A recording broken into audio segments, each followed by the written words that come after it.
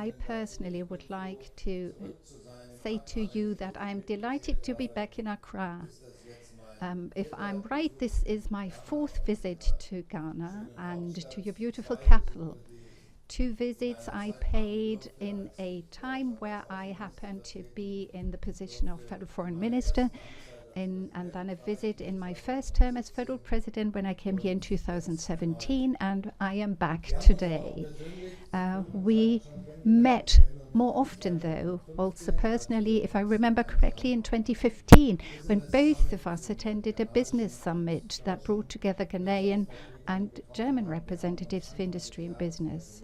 Then again, we met at the beginning of this year at the Munich Security Conference, and surprise, surprise, we met again, sitting side by side the day before yesterday on the opening event of the Grand Egyptian Museum in Cairo. A magnificent event, I have to say. We both agreed in that, the President and I. However, it's not only about regular visits that we ought to pay each other, but it is much more that is at stake. Why have I decided to visit your country? It's easy to explain. Ghana is a lively democracy, the third largest economy in West Africa. And last but not least, as you pointed out in your statement, Mr. President, a committed regional actor, playing an important part as a mediator, being a very important partner in that regard. And I'm delighted that after this very friendly and constructive exchange that we've just concluded, I look forward to more points on my agenda, on my program during this visit to Accra, and then also later when I visit the capital of Ashanti, Kumasi, that is. President, you rightly pointed out that Ghana and Germany are linked and have been linked by a long-standing close partnership and friendship. To be honest, basically reaching back to the day that the country became independent. We are also celebrating the 50th anniversary of development cooperation between Ghana and Germany. And together we're working to lay the foundation for a sustainable economic development that will benefit Ghana, but I hasten to add it will also benefit Germany.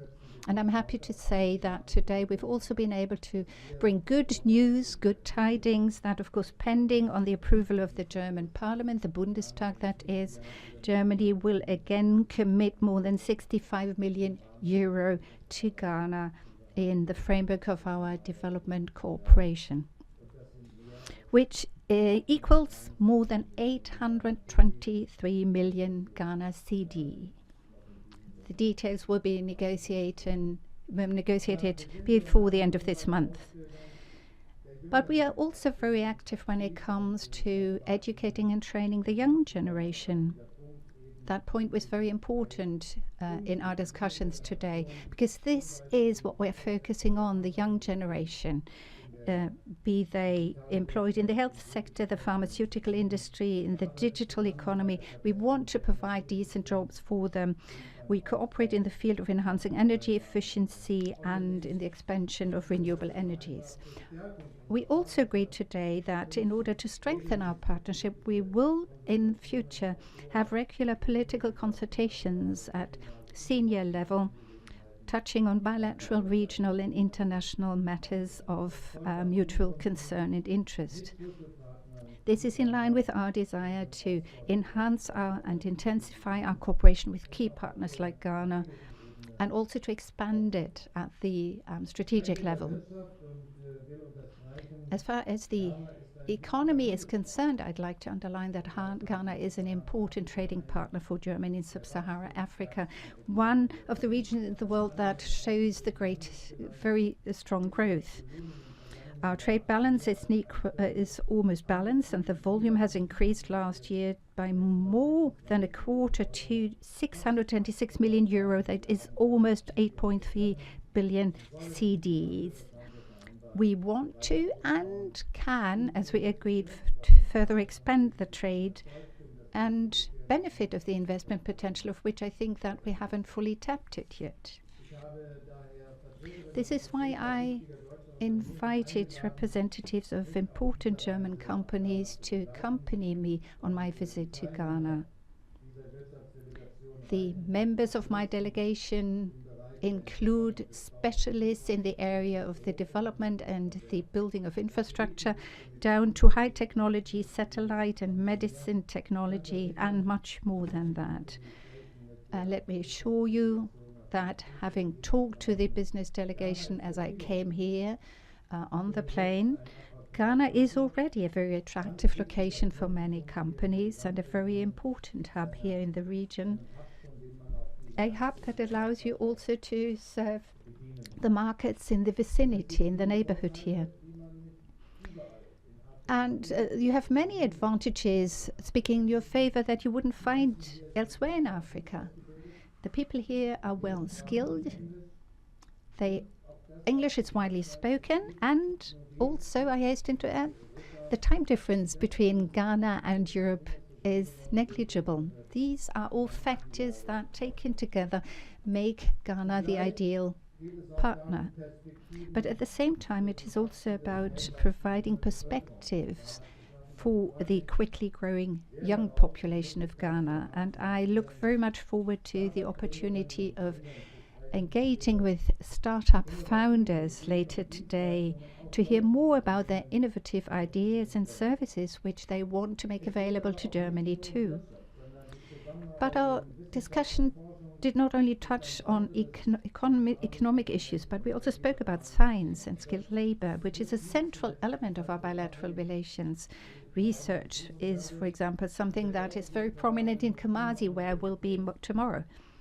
At the Kwame Nkrumah University and around the university, you will find several major Ghanaian German research projects located. On the one hand, you have the Kumasi Center for Collaborative Research, the KCCR for Tropical Medicine.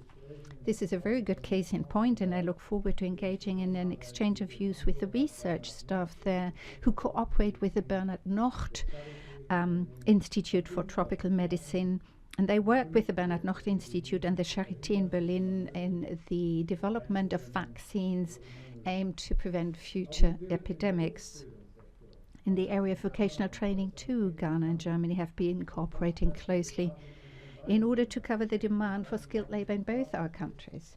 Tomorrow we will be attending the groundbreaking ceremony for a new building which is to be used for the training of people.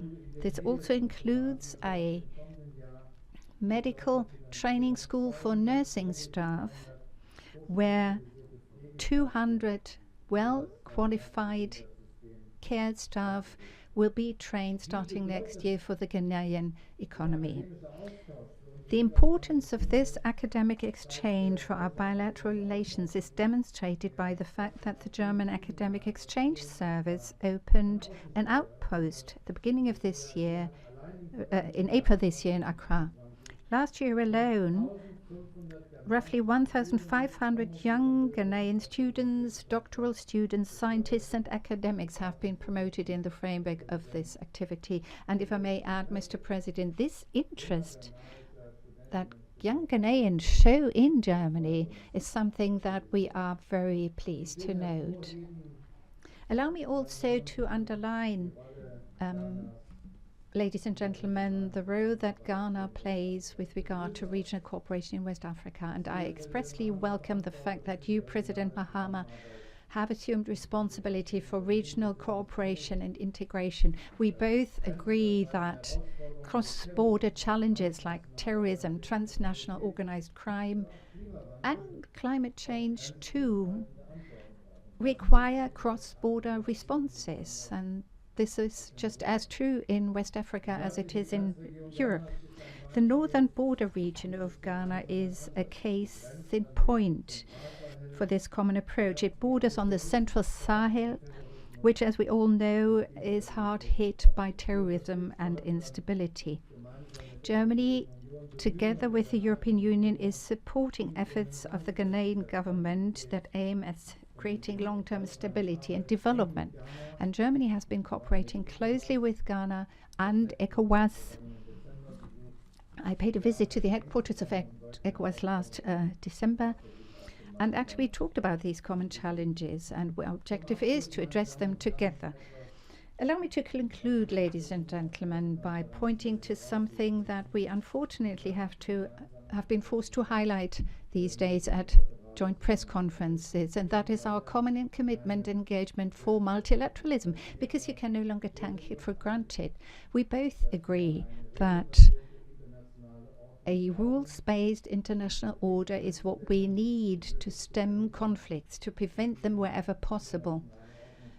And this international order can only rest on the principles of the Charter of the United Nations.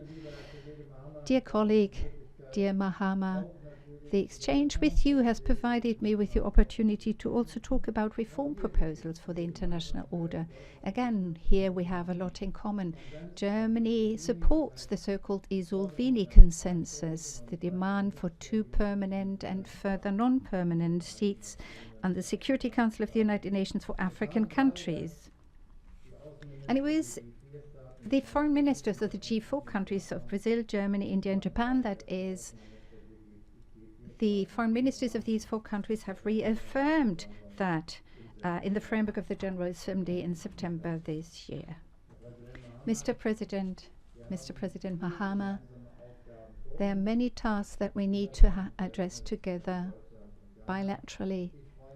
I very much look forward to continuing the friendly cooperation with you and your country, and I'm sure there's a lot of potential that we can both tap with regard to our relations, and I am convinced we will do the best in that regard. Thank you.